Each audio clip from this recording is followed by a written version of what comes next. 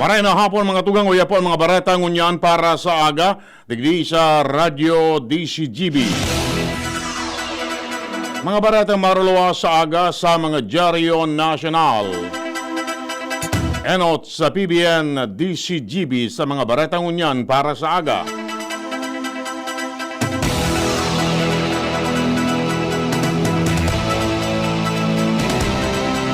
Naglangkaw ang bilang kan mga pasyente nin leptospirosis sa National Kidney and Transplant Institute sa Quezon City. Katagod kani pinagarumdom ni Dr. Rosemary Likiti ang publiko na magbisita tulo sa klinik ang mga pasyente para magkuanin prophylaxis na dapat inumon sa laog ng 24 oras sa good 72 oras. Sinabi ni Likiti, nasa oras na mababad sa mating tubig kay pantulo sindang magkiguanin prophylaxis. Nagkapara sa mga sintomas ng leptospirosis yun nalangkaw na kalentura, pagkulog nin payo, pagtakig, muscle pain, pagsuka, yellow kan kulit asin mata, pagpulanin mata, pagkurso asin rashes.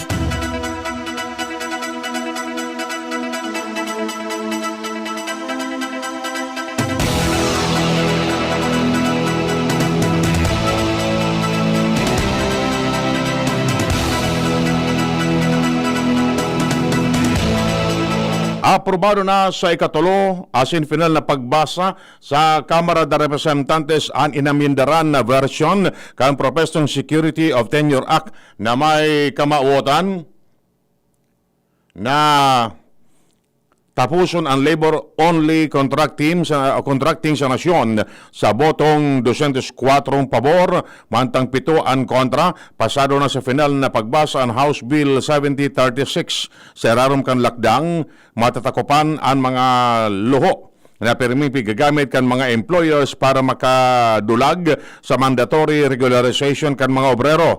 Magkakigwaman in balance sa pagultanan kan interest kan kompanya asin interest kan mga obrero. Sigun kay Juan Pacman Party List Representative Enrico Pineda, Chairperson kan House Committee on Labor and Employment na tiwala sindang naresolbaran ninda ang mga kausa kunata tapig veto ni Presidente Rodrigo Duterte ang bill na enot ng inaprobaran kan Kongreso kanakaaging taon. Para kay Pineda, ang mga utak ang proponedong lei sinda House Deputy Speaker Precious Hipolito Castillo, Michael Edgar Aglipay asin Jesse Mangawang.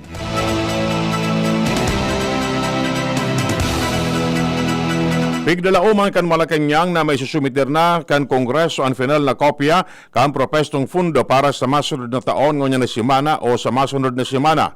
Sigun kay Presidential Spokesman Harry Roque na dapat na mai-transmit na kan Kongreso sa lamisa ni Presidente Rodrigo Duterte ngonya na bulan ang final na kopya dahil ta ipopublikar pa ining. Apela digdi, kay puan paman kan Presidente ng sufisyenteng panahon para mapag-adalan ang laog kan 4.5 trilyon pesos na fundo para sa masunod na taon. Tinawanin doon ni Roque na in kaso magpalyar ang Kongreso na may sumitir ang final na kopya sa Office of the President ngunya na semana o sa masunod na semana, maubusan na ng panahon ang Presidente na repasuon ining. Magigaramduman na nag-convene ang duwang sanga kan Kongreso para isalang asin areglaron sa BICAM ang proposed national budget para sa 2021.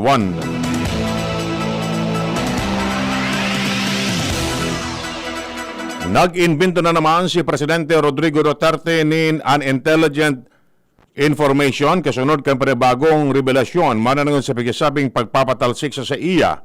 Reaksyon ni Bayan Muna Representative Ferdy Gaite sa banat kan Presidente kontra sa grupong makabayan na pagsasabing nakikipagsabuatan para mang-agaw nin gobyerno. Sigun kay Gaite, nasa isip na ni Duterte ang pagkasabi kay ning Grand Conspiracy araw kan 2018 kan palatawon ang gibugibo man ng Red October para beriko ng issue mananong sa invelto sa pamilya kay ni sa issue kan illegal drugs. Sigun sa kongresista, nagigibo ning sa diring multo ang presidente dahil dakol ang disganado sa bagulbol na tabang sa mga biktima ning kalamidad.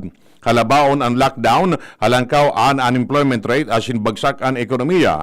Tinawan indo ni Gaite na bako sinda ang dapat na pamuringtan dahil bisya ang makabayan block sa Kamara de Representantes sa pagbusol ng mga propestong lockdown na magkakatabang sa mga namamanuaan. Bareta hali dyan sa luwas si Ans Galero. Ans, kamen. 74% na o 74% na porsentahe kan energization per municipality kan Albay Power and Energy Corporation o APEC ibig sa probinsya kan Albay. Sa impormasyong ipinaabot ni APEC Corporate Communications Officer Leslie Capus sa iyang sinabi na 64.62% na nasa kompleto nindang pailawan pon pa kan mga nakalihis na bagyo. Sa primer distrito kan Albay 32.32% pa sana kung saan nahuhurian banwaan ng Tiwi asin Bakakay sa mga napapailawan na mga barangay, mantang sa segundo distrito kan na Albay, iguanan ni 95.43%. O kaya na Kamalig na may 98% asin Rapu-Rapu na sana na 70% nadaip manay sa kumpleto ang pagpapailaw ng mga barangay. Sa tercer distrito, naghahabol naman ini sa mga dakol na barangay na napapailawan dahilan sa sigun kay Kapus, nag-aabot naman sa 63.42% ang sendang napapailawan. Sa kunyan, mas kinaaminado ang APEC o kaya ang sendang manihamiento na napipensente ang pagpailaw o pagbalik ng kuryente sa indang o sa nagkarperang barangay. Asin munisipyo ligdis sa tuyang probinsya, pinaghihinguwa man girarin ninda na maibalik ang siring na o kaya ang normal na supply kay kuryente bago pa man matapos ang taon 2020. Dagdag na Bareta, Ans Galero, DCG.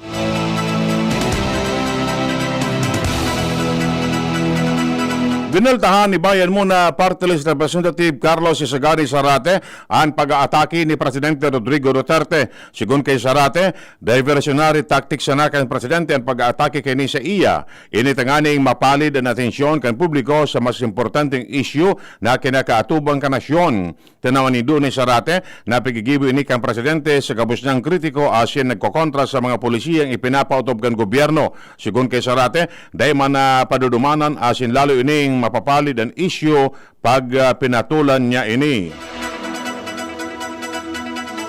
Ani ba panditales kang Bareta pagkatapos na kaini? Panahon ng hawaan. May hawaan din sa bahay na di namamalayan. Dahil ang sponge ay maaaring pugad ng milyon-milyong germs na maaaring humahawa sa pinagkakainan. Iwasan ang hawaan. The Philippine Society of Microbiologists recommends Joy Antibac with Power of Safeguard. Removes 99.9% of germs sa sponge. Para iwas hawa sa pinagkakainan, mag-Joy Antibac with Power of Safeguard. Iwas germs, iwas sakit.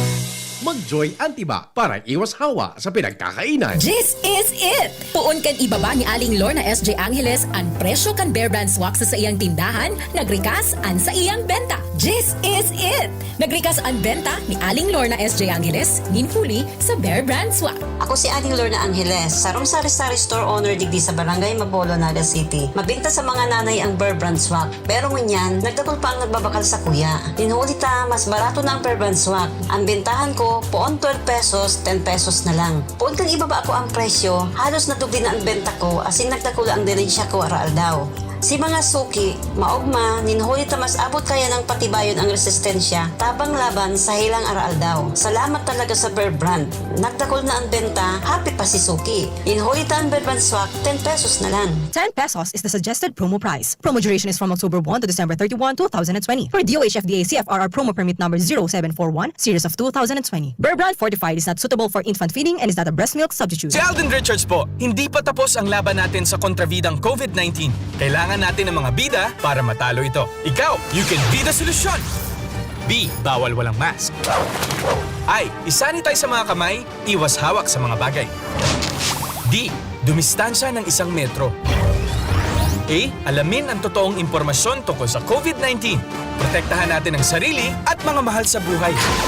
Paalala mula sa DOH, PCOO, IITF, NTF at USAID. Wow! May bago na sa Nido Junior para sa 1 to 3 years old. Igwang bagong hitsura, bagong formula. Puan 97 pesos lang. Suggested retail price. Nido Junior. The use of milk supplements must only be upon the advice of a health professional. The unnecessary and improper use of this product may be dangerous to your child's health. Per EO 51 CA number 172 series of 2019. Mga mami, Julian Santos po. Tulad nyo, dumidiskarte din ako sa luto ko para sa mga anak ko. Buti na lang nasa kamay natin ang Maggi Magic Sarap. Ano mang pinagdaraanan, nasa kamay mo ang diskarten paraan. Nasa kamay mo ang sarap ng buhay. Nasa kamay mo ang magic. May sarap at aroma ng dagdag onion, garlic, real meat at spices. All in wonderful Maggi Magic Sarap.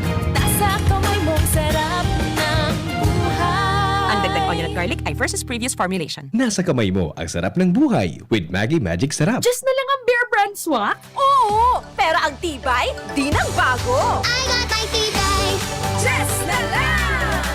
Just na lang ngayon ang Bear Brand swak. Araw-araw na ang tibay mo. Just na lang ang Bear Brand swak. Araw-arawin mo ang tibay. I got my tibay. Just na lang ngayon ang Bear Brand swak. Bear Brand Swag. 100% vitamin C, iron, and zinc sa halagang Just pesos na lang mga moms! Bear Brand Swag. Just pesos lang. Tibay refers to 100% vitamin C, iron, and zinc together with 3 balanced meals a day. 10 pesos is the suggested promo price. Promo duration is from October 1, 2020 to December 31, 2020. Per DOH FDA CFR promo permit number 0741 series of 2020. This product is not suited for infant feeding and is not a breast milk substitute. Kung kailangan maging wise dito nasa Surf mga misis. Kung kailangan na wag kaya Surf kayang-kaya may dagdag pa. Surf Mega, Mega laki na. Surf Powder, 50% more na. Surf Mega, Mega laki na. Surf Powder with active clean technology. Mega laki na. Mega laki na. Maputi, malinis, mabango pa. Surf Mega laki na. Surf Mega Lucky, 50% more versus 50 grams sachet, pero 550 SRP pa rin. Inuman ng kasama ang tropa. Huwag kalimutan ang kapitan ng inuman. Gin Kapitan. Sarap ng init at hagod na kayang-kayang kapitan. Para sa tropang walang iwanan. Kapit-kapit lang. Gin Kapitan. Kayang-kaya mo yan. Sarap ng init at hagod pag walang iwanan. Kayang-kaya sa Gin Kapitan. Drink responsibly. Gin Kapitan, kayang-kaya mo yan. Christmas time, nasa DCGB, DCGB, DCGB, DCGB.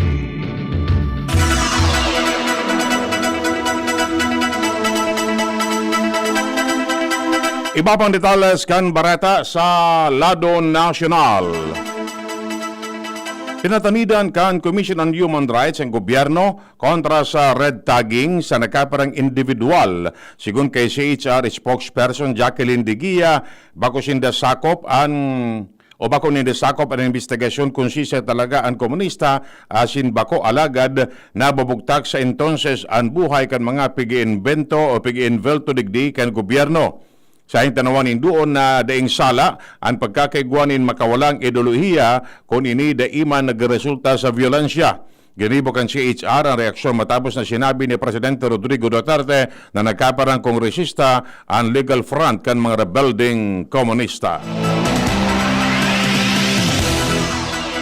Segarare na nangapudan in katuninungan ang Forces Armadas kan Pilipinas sa New People's Army. Sigun kay Armed Forces of the Philippines Chief of Staff General Gilbert Gapay na ang sendang pangapudan tanganing mapunduna ang radicalization na pigigibok ang NPA sa pag-recruit lalo na sa mga jóvenes. Sinabi niyang ang gabos na naging pahay kay ni o kan dati mga miyembro kan NPA sa pigigibong pagdangog kan Senado mananong sa isyu kan red tagging nagpapatunay sana na talagang may grupo na nagsiserving prentera kan NPA para makapag-recruit. Dagdag pa ni Gapay na sa indanang pigdalauman na dakol pang informasyon ang mabubulgar mananong sa mga aktivistang nagsasabay sa NPA. Dalang digdi, lauman man na mas dakol na NPA ang posibleng magadaan sa mga operasyon na ilalansar kan mga militar.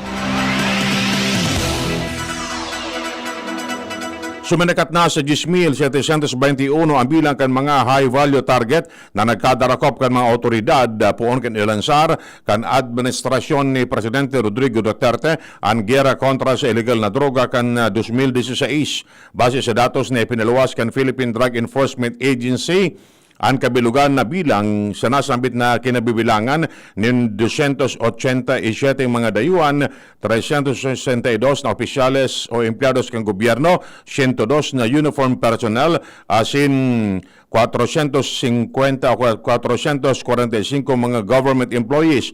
Pagkakarkulong nasa 3,098 man ang narakopali sa target list, 751 na drug group leaders, asin mga miyembros kaini, 66 na armed group members, 1,035 drug den maintainers, 232 na wanted listed, 18 celebrities, asin 4,000 325 mga high impact o hali sa high impact operation.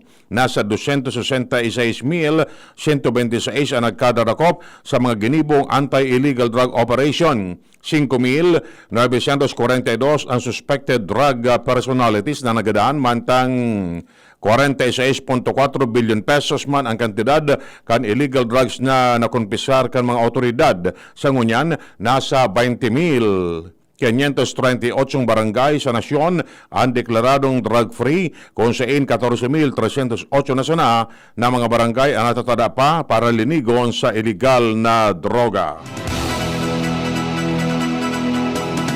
Piglinaw kang Bureau of Immigration na posible pa manggiraray na ulungon asin na dai makalaog sa nasyon ang mga dayuhan asin agom kan mga Pilipino. Ini sigun kay BI Commissioner Jaime Morente matapos i-anunsyo kan ahensya na pwede nang makalaog sa Pilipinas ang mga dayuhan na agom o aki kan mga Filipino citizens. Sinabi ni Morente na papalaugon siya na sa Pilipinas ang mga inikon kay banan nindang makalaog sa nasyon ang Filipino citizen o kon nasa Pilipinas ini.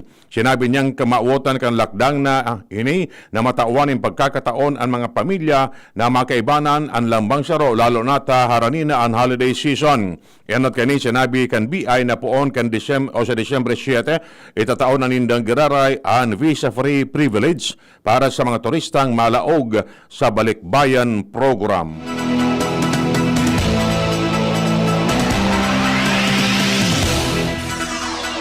Nahadya kang grupong Phantom Troop nahak kan grupong Phantom Group ang website kan Office of the Solicitor General.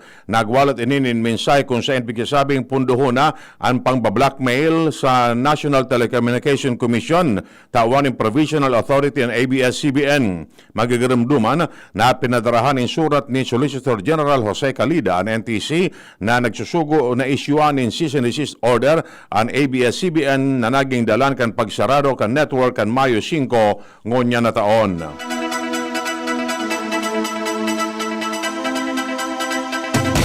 Mas hababa ang nagkokolektang export revenue kanasyon sa taon 2022.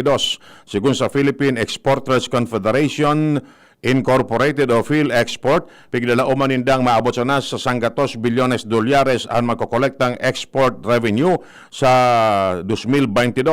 Ini hababang marahay kumpara sa target kan gobyerno na $122 bilyones sagod sa $138 bilyones na nakapalaman sa Export Development Plan. Pigkokonsider naman kan PhilExport ang pagbagsak kan magkukuliktang export revenue sa pagluya kan ekonomiya sa bilog na kinaban dalan sa pandemyang COVID-19. Ipagsumiter na ni report kan Malacanang ang mga telecommunication company may kinaraman sa estado kan sendang serbisyong itatao sa publiko. Ini ang pagarumdom ni Presidential Spokesman Harry Roque sa Globe Asin Smart katakod kan patanid na pagpapasarado ni Presidente Rodrigo Duterte sa mga ini in kaso magpalyar ang duwang kompanya na pakarayon ang sendang serbisyo pag-abot sa Disyembre. Sigun kay Roque, dapat na balosan kan duwang kompanya ang plaso na itinao sa inda kan gobyerno para pakarayon ang serbisyong ipigtataon ninda sa publiko. Ibinulgar pa ni Roque na pinag-onrahan naman ni Duterte ang hirit kan mga ini na rekas-rekasan ang pag-aprobar para sa telco towers na magkakatabang para areglaron kan mga ini ang sendang serbisyo. Magigarumduman na bulan kan Hulyo kan patanida ni Duterte ang Globe Asin Smart na ipapasarado niya ang mga ini dahil sa bako makaustisya asin mahal na serbisyong pigtatao ka ini sa mga Pilipino. Balikan tang baret halid yan sa luwa si Luwens Barcena. Luwens, kamen. Talagang kampante na ang mga tao sa patakot ka na COVID-19. Hindi matalihis na manuparaan ka na TC Gibeños, digdi sa may Happy Street Lane, digdi sa Barangay Tinago, Rizal area, na kung saan talagang dahil na nag-obserbar ang ibanin minimum health protocols, lalo na ang pagsulot din face mask, mapatindero o maging parabatal, kan mga manlain-lain na mga pagkaon digdi. Apisar kay yan, dahil na naman na-obserbaran ng physical distancing sa nasampitan ng lugar, kung kaya manuntaran na talagang kampante na ang ibang mga ligaspenyo. may kinaaraman sa patakot ka na sampitan ng helang, pero ang lokal na gobyerno kan Legazpi, asin maging ang gobyerno nasyonal, padagos ang pagpagirumdom, magsunod din kayupot sa minimum health protocols maski din nagsisita o nakakahiling tangani ng maiwasan ang patakot kan COVID-19.